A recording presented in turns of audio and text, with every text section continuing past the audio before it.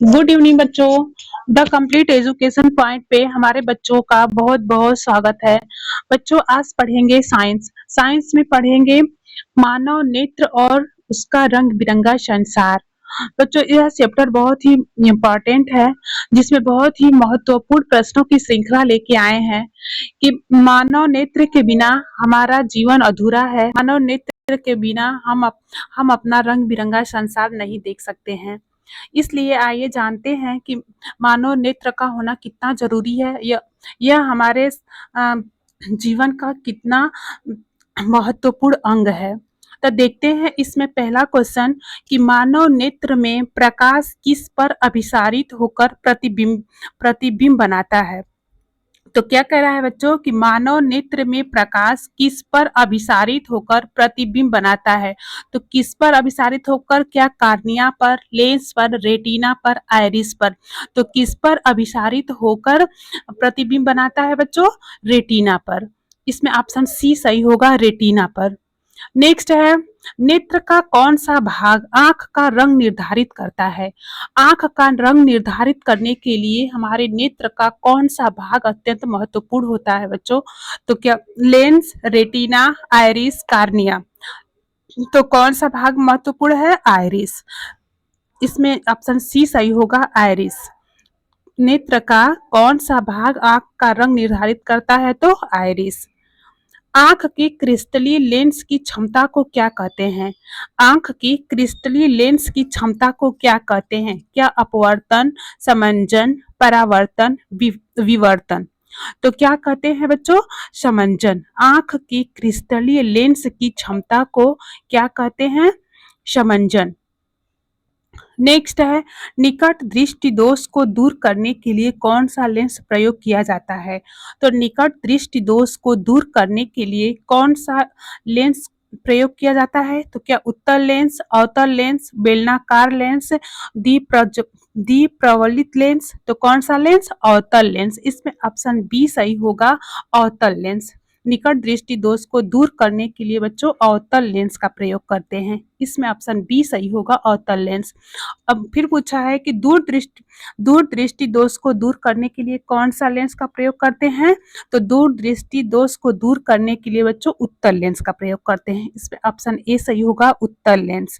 अवतल लेंस नहीं होगा, और उत्तर, हाँ इसमें उत्तल लेंस सही होगा। नेक्स्ट है, सामान्य नेत्र की निकट बिंदु दूरी होती है। तो सामान्य नेत्र की निकट बिंदु दूरी क्या होती है बच्चों? तो 25 सेंटीमीटर, 50 सेंटीमीटर, 75 सेंटीमीटर, 100 सेंटीमीटर। तो सामान्य नेत्र की निकट बिंदु दूरी जो होती है 25 सेंटीमीटर। बच्चों जो हम लोग पढ़ते हैं किताब बुक लेके, तो कितनी सेंटीमीटर की दूरी पे रख के पढ़ना चाहिए? 25 सेंटीमीटर, जो कि यह सामान्य दूरी होती है। 25 सेंटीमीटर सबसे एग्जैक्ट है। नेक्स्ट है, सामान्य नेत्र की दूर बिंदु दूरी होती है। तो कितना होती है? 50 मीटर, 100 मीटर, अनंत पर 25 सेंटीमीटर। तो सामान्य नेत्र की दूर बिंदु दूरी होती है अनंत। इसमें ऑप्शन सी सही होगा, अनंत तक। नेक्स्ट है, रंग बिरंगा संसार का कारण। इसमें कारण पूछा है बच्चों कि रंग बिरंगा संसार का क्या कारण है। तो क्या परावर्तन, अपवर्तन, प्रकाश का वर्ण विक्षेपण, समंजन क्षमता। तो क्या होगा इसमें? प्रकाश का वर्ण विक्षेपण। रंग बिरंगा संसार का कारण है प्रकाश का वर्ण विक्षेपण। इसमें ऑप्शन सी सही होगा। नेक्स्ट है, जब प्रकाश की किरण जल से वायु में जाती है। क्या कह रहा है बच्चों कि जब प्रकाश की किरण जल से वायु में जाती है तो वह, जब जल से वायु में जाती है तो क्या वह साधारण रेखा की ओर मुड़ती है, साधारण रेखा से दूर मुड़ती है, सीधी जाती है या नहीं जाती है। तो क्या करती है बच्चों? वह साधारण रेखा से दूर मुड़ती है। जब प्रकाश की किरण जल से वायु में जाती है तो वह साधारण रेखा से दूर मुड़ती है। ऑप्शन इसमें आप लोगों का बी सही होगा, साधारण रेखा से दूर मुड़ती है, याद रखना। नेक्स्ट है, इंद्रधनुष बनाने का कारण है। तो इंद्रधनुष बनाने नहीं, बनने है बच्चों, इंद्रधनुष बनने का कारण है। तो इंद्रधनुष बनने का क्या कारण है? अपवर्तन, आंतरिक परावर्तन, वर्ण विक्षेपण, उपरोक्त सभी। तो इंद्रधनुष बनने का कारण है अपवर्तन भी है, आंतरिक परावर्तन भी है और वर्ण विक्षेपण भी है, इसलिए इसमें ऑप्शन डी सही होगा, उपरोक्त सभी। नेक्स्ट है, सूर्योदय और सूर्यास्त के समय सूर्य लाल दिखाई देता है क्यों? बच्चों पूछ रहा है सूर्योदय और सूर्यास्त के समय, मतलब सूर्य जब उगता है और जब सूर्य भगवान अस्त होते हैं उस समय सूर्य लाल क्यों दिखाई देते हैं? तो क्या प्रकीर्णन के कारण, स्कैटरिंग के कारण, अपवर्तन के कारण, विवर्तन के कारण, परावर्तन के कारण? तो किस कारण लाल दिखाई देते हैं? प्रकीर्णन के कारण। किस कारण बच्चों? स्कैटरिंग के कारण। इसमें ऑप्शन ई सही होगा, स्कैटरिंग के कारण। नेक्स्ट है, दिन में आकाश नीला क्यों दिखाई देता है? दिन में आकाश नीला क्यों दिखता है? तो क्या प्रकीर्णन के कारण, विवर्तन के कारण, परावर्तन के कारण, विक्षेपण के कारण? तो दिन में आकाश नीला दिखाई देता है बच्चों प्रकीर्णन के कारण। किस कारण? प्रकीर्णन के कारण। इसमें ऑप्शन ए सही होगा, प्रकीर्णन के कारण। नेक्स्ट है, पुतली का मुख्य कार्य है, पुतली का मुख्य कार्य है क्या? आंख का रंग बदलना, नेत्र में आने वाले प्रकाश की मात्रा को नियंत्रित करना, प्रतिबिंब बनाना, लेंस को स्थिर रखना। तो पुतली का मुख्य कार्य क्या है बच्चों? नेत्र में आने वाले प्रकाश की मात्रा को नियंत्रित करना। इसमें ऑप्शन बी सही होगा, नेत्र में आने वाले प्रकाश की मात्रा को नियंत्रित करना। यह किसका कार्य है? पुतली का कार्य है। नेत्रज नेत्रज जल तथा कछाव जल का कार्य है। तो यह नेत्रज जल और कछाव जल का क्या कार्य है बच्चों? नेत्र को आकृति प्रदान करना, प्रकाश का परावर्तन करना, रंग प्रदान करना या फोकस बदलना। तो नेत्रज जल और कछाव जल का कार्य है नेत्र को आकृति प्रदान करना। इसमें ऑप्शन ए सही होगा, नेत्र को आकृति प्रदान करना। अगला है, मानव नेत्र का लेंस किस प्रकार का होता है? तो मानव नेत्र का लेंस बच्चों किस प्रकार का होता है? तो उत्तल प्रकार का, अवतल प्रकार का। तो किस प्रकार का होता है? उत्तल प्रकार का। इसमें ऑप्शन ए सही होगा, उत्तल प्रकार का। इसमें सी दिया है अवतल दीप प्रज्वलित, डी दिया है उत्तल दीप प्रज्वलित। इसमें कोई नहीं होगा, इसमें ऑप्शन ए सही होगा, उत्तल प्रकार का। श्वेत प्रकाश में कितने रंग होते हैं? तो श्वेत प्रकाश में कितने रंग होते हैं बच्चों? तो क्या 5, 6, 7, 8? तो श्वेत प्रकाश में कितने रंग होते हैं? 7। याद रखना, श्वेत प्रकाश में 7 रंग होते हैं। अगला है, श्वेत प्रकाश का वर्ण विक्षेपण सर्वप्रथम किसने किया था? तो श्वेत प्रकाश का वर्ण विक्षेपण सर्वप्रथम किसने किया था? तो क्या ह्यूजेंस ने, न्यूटन ने, गैलीलियो ने, मैक्सवेल ने? तो श्वेत प्रकाश का वर्ण विक्षेपण बच्चों न्यूटन ने किया था। इसमें ऑप्शन बी सही होगा, न्यूटन। अगला है, इंद्रधनुष में कितने रंग होते हैं? तो इंद्रधनुष में कितने रंग होते हैं बच्चों? ये तो मोस्टली बच्चों को पता होगा, इंद्रधनुष में 7 रंग होते हैं। इंद्रधनुष में 7 रंग होते हैं। सबसे ऊपर कौन सा रंग होता है? लाल। तो ये 7 रंग कौन कौन से हैं बच्चों, इसको बताना। तो इंद्रधनुष में 7 रंग कौन कौन से हैं? जैसे red, orange, yellow, green, blue, indigo, violet.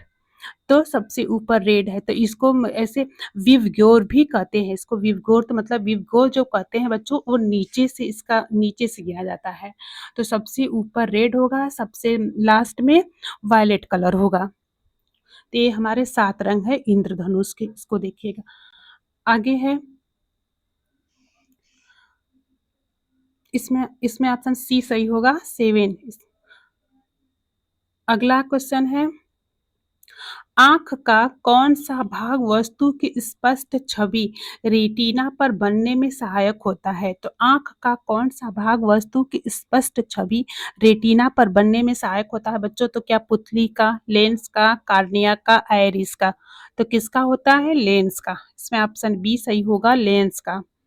अगला है निकट दृष्टि दोष किस कारण से होता है? तो निकट दृष्टि दोष बच्चों क्या लेंस का अधिकतम मोटा होना, लेंस का चपटा होना, रेटिना का विकृत होना, पुतली का सकरा होना। तो निकट दृष्टि दोष किस कारण से होता है बच्चों? लेंस का अधिक मोटा होना। इसमें ऑप्शन ए सही होगा। याद रखना लेंस का अधिक मोटा होना यह निकट दृष्टि दोष के कारण है। अगला है दूर दृष्टि दोष किस कारण होता है? तो लेंस का मोटा होना, लेंस का चपटा होना, कार्निया का विकृत होना, पुतली का बड़ा होना। तो दूर दृष्टि दोष बच्चों लेंस का चपटा होना। इसमें ऑप्शन बी सही होगा। दूर दृष्टि दोष लेंस का चपटा होना। अगला है रंगीन दृष्टि का कारण है। तो रंगीन दृष्टि का कारण क्या है बच्चों? तो क्या राइट्स कोशिकाएं, कोन्स कोशिकाएं, लेंस, पुतली। तो रंगीन दृष्टि का कारण है कोन्स कोशिकाएं। कौन सा कारण है बच्चों? कोन्स कोशिकाएं। इसमें ऑप्शन बी सही होगा, कोन्स कोशिकाएं। नेक्स्ट है धुंधली वस्तु को स्पष्ट रूप से देखने की नेत्र की क्षमता कहलाती है। बच्चों जो वस्तु कोई हो जो धुंधली हो उसको देखने के लिए नेत्र की कौन सी क्षमता क्या नेत्र की क्षमता क्या कहलाती है? क्या समंजन क्षमता, परावर्तन, अपवर्तन, विवर्तन। तो धुंधली वस्तु को देखने के लिए बच्चों नेत्र की क्षमता जो है समंजन क्षमता कहलाती है। क्या कहलाती है? समंजन क्षमता। एकोमोडेशन। अगला है आकाश का ललिमा। आकाश का ललिमा लिए होना मुख्यतः किसके कारण होता है? जो हमारा आकाश लाल होता है उसकी ललिमा लिए होना यह किसके कारण होता है? तो क्या वायुमंडलीय अपवर्तन के कारण, विवर्तन के कारण, परावर्तन के कारण या ध्रुवण के कारण। तो आकाश का ललिमा लिए होना यह बच्चों वायुमंडलीय अपवर्तन के कारण होता है। इसमें ऑप्शन ए सही होगा, वायुमंडलीय अपवर्तन के कारण। अगला है चश्मे में उपयोग होने वाला लेंस दोष को कैसे ठीक करता है? चश्मे में उपयोग होने वाला लेंस दोष को कैसे ठीक करता है? तो छवि को स्थानांतरित कर, वस्तु का आकार बदलकर या रंग बदलकर या पुतली का आकार बदलकर। तो यह बच्चों लेंस के दोष को कैसे ठीक करता है? छवि को स्थानांतरित कर। इसमें ऑप्शन ए सही होगा। अगला है आँख की रेटिना पर छवि कैसी बनती है? तो आँख की रेटिना पर बच्चों छवि कैसी बनती है? तो क्या सीधी और वास्तविक, उल्टी और आभासी, उल्टी और वास्तविक, सीधी और आभासी। तो आँख की रेटिना पर छवि कैसी बनती है बच्चों? उल्टी और वास्तविक। क्या होती है? उल्टी और वास्तविक। अगला है सूर्यास्त और सूर्योदय के समय यह रिपीट हो गया है बच्चों क्वेश्चन, आगे देखते हैं नेक्स्ट। नहीं, सूर्यास्त और सूर्योदय के समय आकाश लाल क्यों होता है? हाँ सही है बच्चों। सूर्यास्त और सूर्योदय के समय आकाश लाल क्यों होता है? तो क्या प्रकीर्णन के कारण, विवर्तन के कारण, अपवर्तन के कारण, वर्ण विक्षेपण के कारण। तो सूर्यास्त और सूर्योदय के उदय होने के समय बच्चों यह सूर्य लाल क्यों होता है? प्रकीर्णन के कारण। इसमें ऑप्शन ए सही होगा, प्रकीर्णन के कारण। नेक्स्ट है अपवर्तन के कारण क्या बदलता है?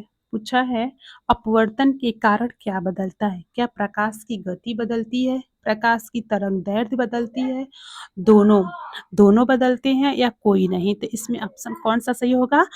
प्रकाश की गति के कारण, अपवर्तन के कारण बच्चों प्रकाश की गति बदलती है। अगला क्वेश्चन है नील वर्ण का प्रकीर्णन सबसे अधिक किस कारण होता है? तो नील वर्ण का प्रकीर्णन सबसे अधिक किस कारण होता है बच्चों? तो क्या उसकी तरंग दैर्घ्य कम होने के कारण, उसकी तरंग दैर्घ्य अधिक होने के कारण, उसकी गति अधिक होने के कारण या उसकी आवृत्ति कम होने के कारण। तो नील वर्ण का प्रकीर्णन सबसे अधिक उसकी तरंग दैर्घ्य कम होने के कारण होता है बच्चों। इसमें ऑप्शन ए सही होगा, उसकी तरंग दैर्घ्य कम होने के कारण। अगला है आंख में ब्लाइंड स्पॉट का कारण है। आंख में ब्लाइंड स्पॉट का कारण है बच्चों, जो आंख में ब्लाइंड स्पॉट होते हैं वह किस कारण होते हैं?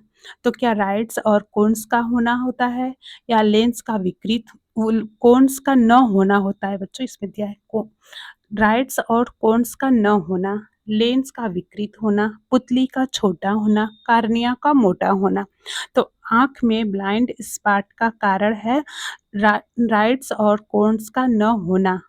इसमें ऑप्शन ए सही होगा, राइट्स और कोन्स का न होना। इस कारण से हमारी आँख में ब्लाइंड स्पॉट होता है। देखिएगा बच्चों, जो ये है, जो काला दिखाई दे रहा है, यही है ब्लाइंड स्पॉट। इसी को कहते हैं ब्लाइंड स्पॉट, जो हमारे आँख में हो जाता है, ये ब्लाइंड स्पॉट है। ये हमारा लास्ट क्वेश्चन था बच्चों। आप लोगों का बिना समय गवाए 30 क्वेश्चन पूरा करते हैं। थैंक यू, धन्यवाद।